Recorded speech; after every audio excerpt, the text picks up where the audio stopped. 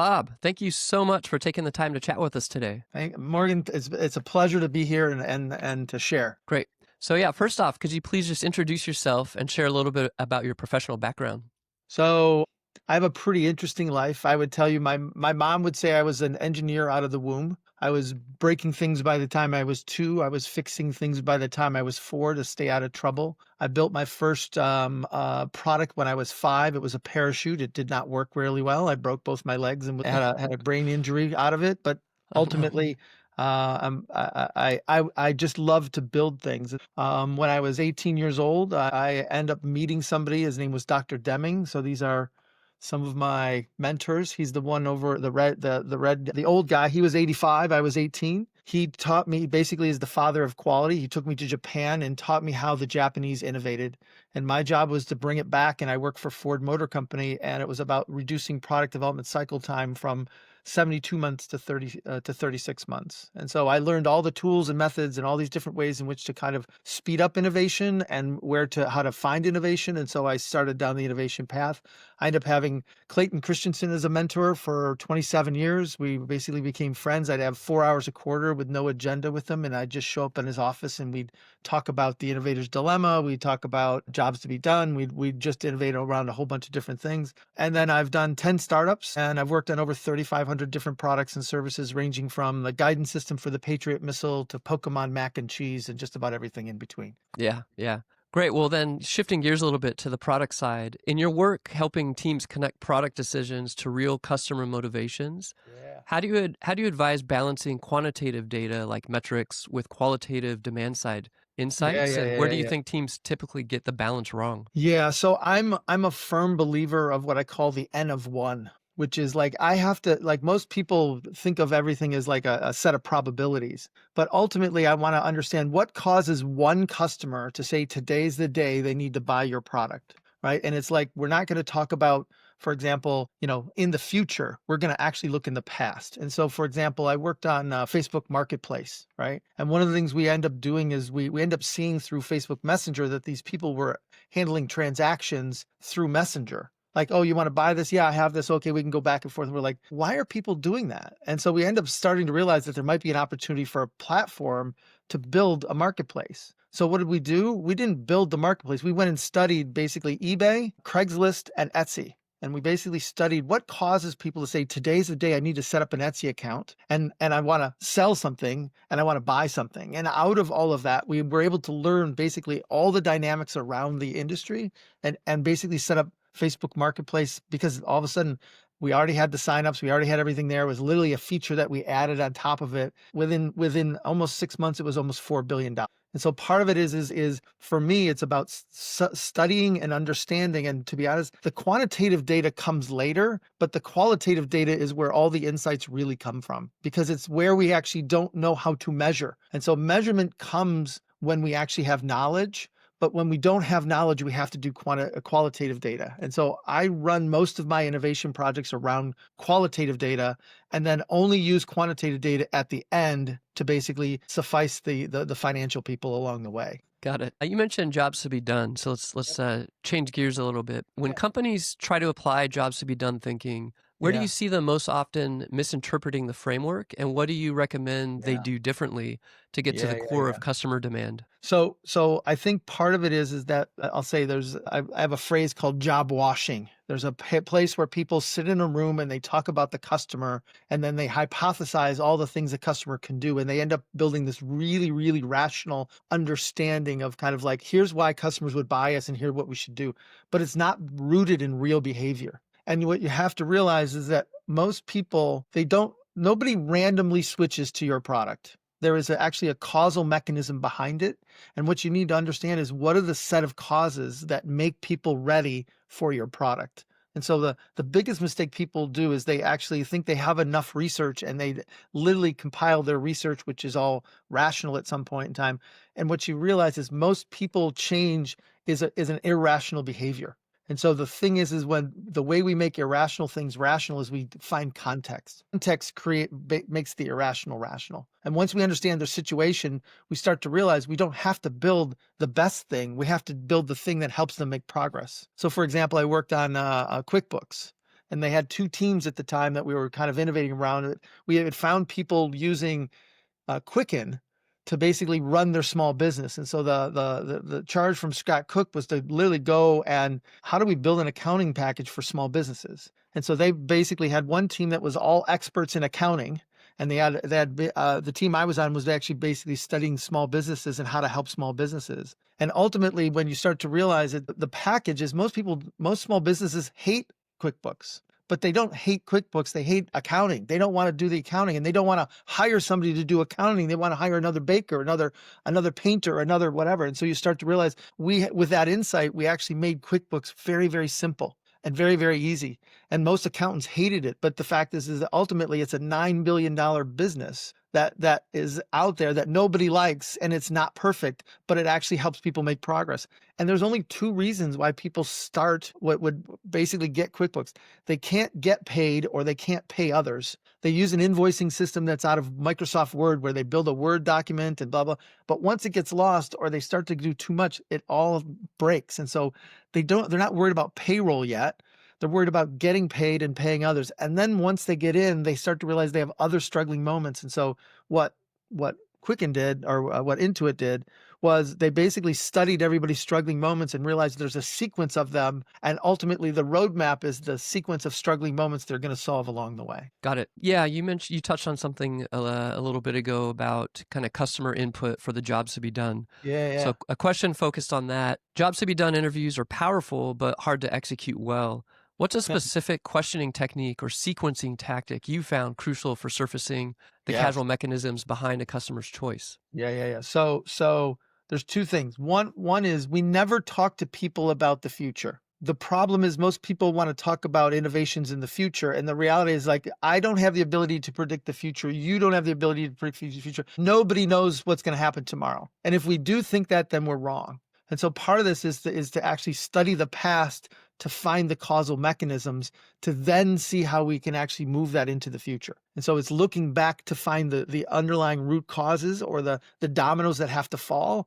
And then what I always say is for every one customer that's made it, there's 100, there's 1,000, there's 1,000,000 behind it who wanted to do it but haven't figured it out. Right.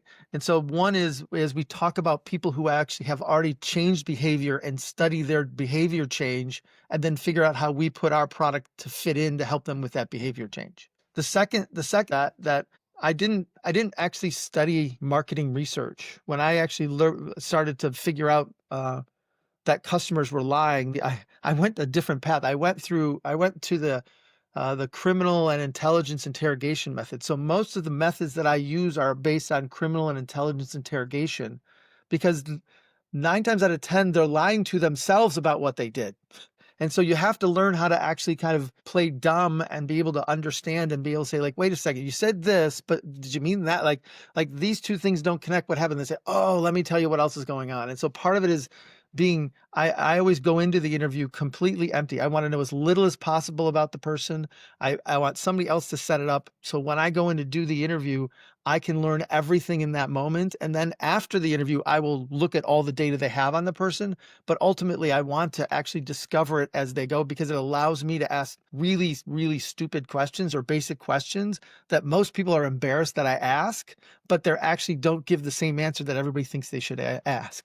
And so part of it is to really think about what caused people to do it, what was going on, what were they hoping for, what were the things that were worrisome for them, and ultimately what are the things they had to give up in order to make this change. If you have those 4 basic questions and you basically think about it and just study about what happened, now it's an investigation. It's not about leading the witness or taking them one place or another. It's about them recalling what they actually did, and we can figure that out. So an example of this is I worked with a gentleman named Paul LeBlanc at a company called Southern New Hampshire University up in Manchester. And at the time, is 2010, he had basically 500 students who were willing to pay full tuition, but never come to campus. And he was like, this is weird. Like, I don't know what this is. I don't know what's going on. What do I do with it? And out of those interviews, we just said, like, what caused you to say today's the day to do this? We end up finding out the jobs. Ultimately, the real question we were able to frame is how many people want to go back to school but can't? And it's not 1,000, it's not 10,000, it's not 100,000, it's millions of people. And you start to realize that the struggling moment for people has been around for like not just 20 years, but 50 years. And ultimately, how do we actually make this happen? And they're willing to give up some things so they could actually still attend school. And so we end up building basically an online program. They're the largest university in the world now. They have over 250,000 students worldwide that go to this small little school in Manchester, New Hampshire, that literally helps them basically get their promotion, figure out kind of help them get the next level of education they're supposed to have. It's very cool.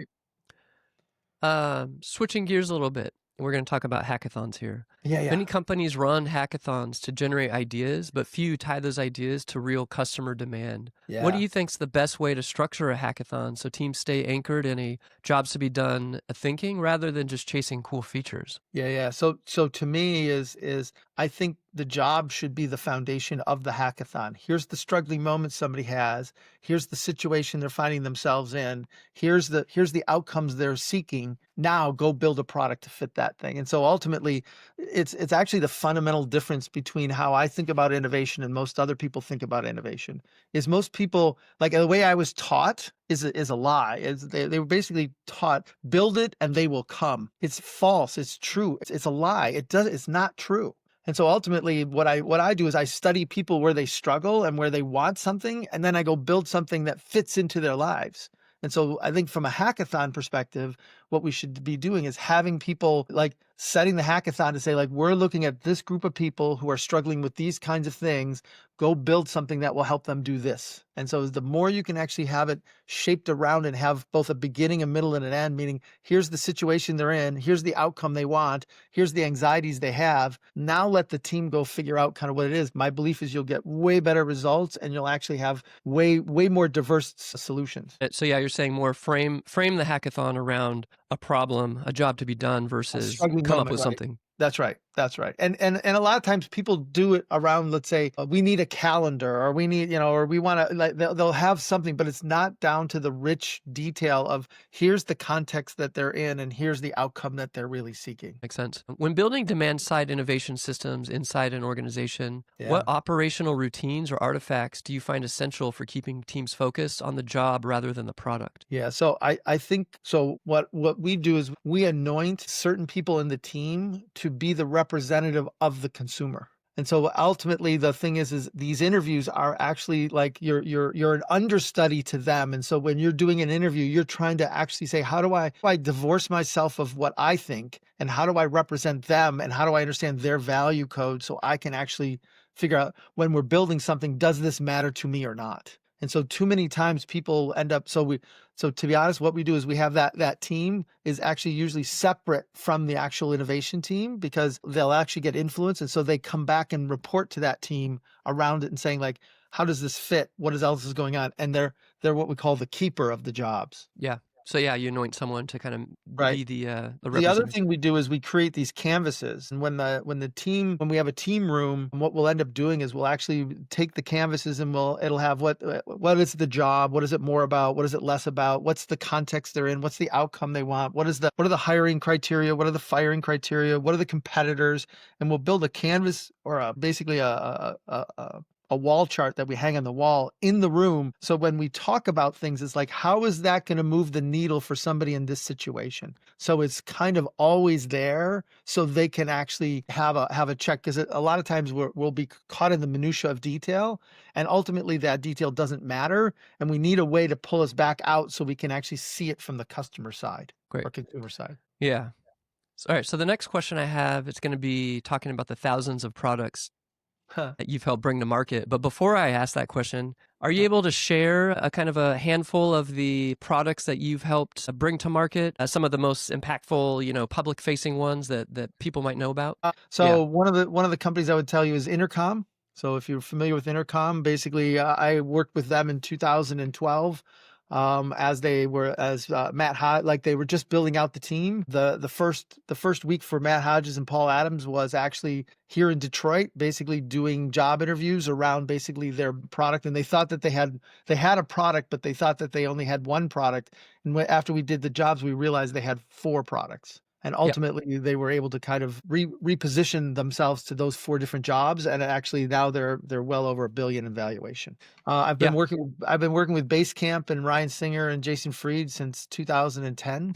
I've Yeah. worked at Twitter I worked for Twitter and Facebook and Instagram. Instagram was one of our bigger things that we actually worked on. Done a lot of food products, so I've worked on Snickers, I've worked on Pokemon mac and cheese, I've worked on Breyer's ice cream, I've worked on Haagen-Dazs, I've worked on, the thing is, to me, I see everything is actually really, really similar, and so translating from one domain to the next is very easy for me. Yeah. So going back then to across the thousands of products you've helped Yeah, bring to market, yeah. what's one underappreciated insight about how customers hire and fire products that you think more innovators need to internalize? So I think so one is what I would tell you is churn interviews are really, really important. So like I think of growth as not only getting more people in, but making less people leave, right? And so you've got to be able to actually understand kind of the churn side of it. And again, just as they didn't randomly buy you, they didn't randomly leave you. And so if you can actually understand the situations and the things that are going on that cause them to leave you, you can actually start to add features that actually will keep people.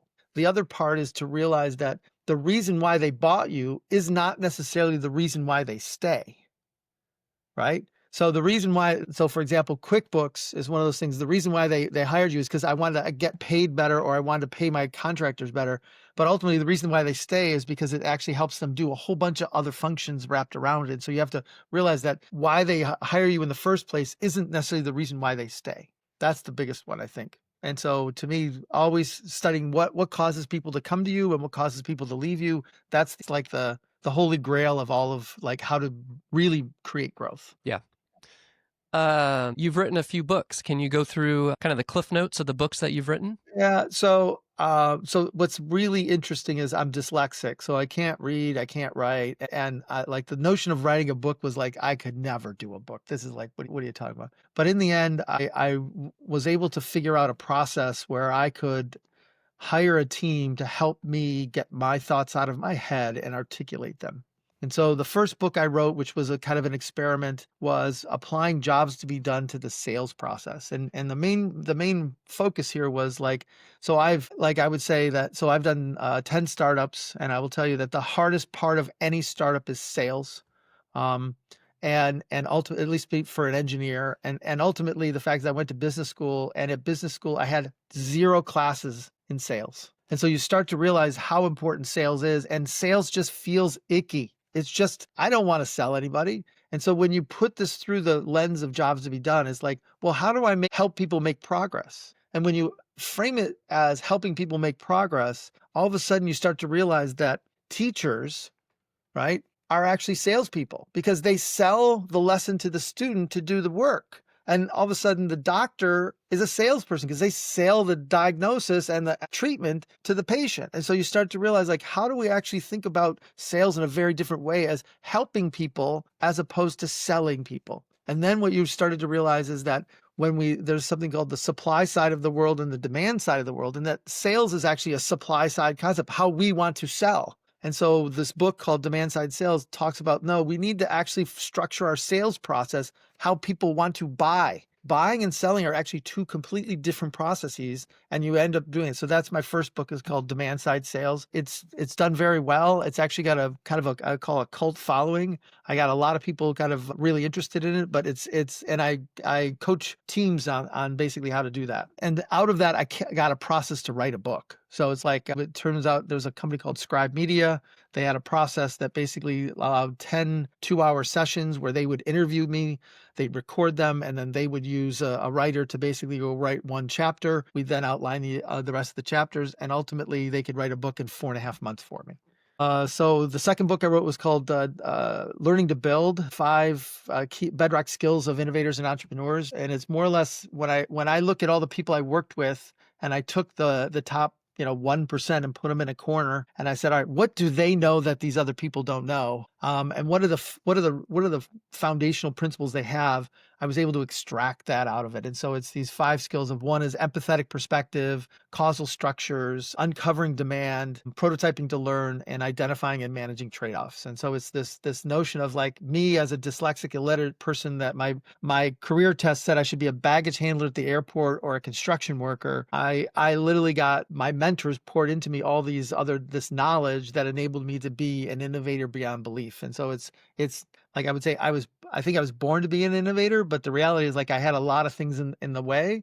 And again, I think of my dyslexia as a gift because most people can learn through books, but if you can't learn through books, the only way you can learn is through conversation. And so I really got good at that. And then I wrote a book on the work I did with SNHU called Choosing College. And it's basically, it's not where do you want to go, but why do you want to go? And what are you hoping to get out of college? And so we wrote a book for that around basically helping both teens and then parents figure out kind of how to navigate, how to pick a school for where they want to go and what they want to do. And then the last book I just launched was I've been studying for 15 years. It's called Job Moves, and it's about studying, basically helping people realize when they don't want their boss's job, what do I do next, and how do I figure it out? And ultimately, how do we figure out how to poach talent, and how do we actually help people move on when they need to move on? And so it's the process of understanding what causes people to say, today's the day I'm ready to leave one job and go to another job. It's very diverse in my portfolio, but they all root back to these 5 principles of causal structures, understanding, basically what people want, understanding, putting yourself in their shoes. Like all of those basic things are so essential that I think the fact is like at some point, again, the question I always get is how can you work in so many different verticals? And it's part of it is because I see them as actually the same thing. Yep. Makes sense. Yeah. Yeah. Bob, I want to thank you for your time. Is there anything, how do people get in touch with you? What's next? What's next on your horizon? What's going on? Yeah. So best way to get a hold of me is LinkedIn. It's the easiest way. And just follow me if you want to follow me. If you want to connect, I'd love to connect with you. I'd love to hear if you say you heard me on the podcast, I'm going to say thank you. And I'm going to say, what was the one takeaway? What progress did I help you make? Right. And so ultimately, what did it make you think about? So please, if you want, connect with me there. I have a podcast I have 2 podcasts actually. They're dormant right now. I've got a lot of other projects going on, but one is called The Circuit Breaker, which is it's a 20-minute podcast, and it's about some of these fundamental thinking things that we have, and it's 2 seasons, and it's about getting you to think. And so it's less than 30 minutes. So it allows you to just kind of get some new ideas and really ponder them and think about it.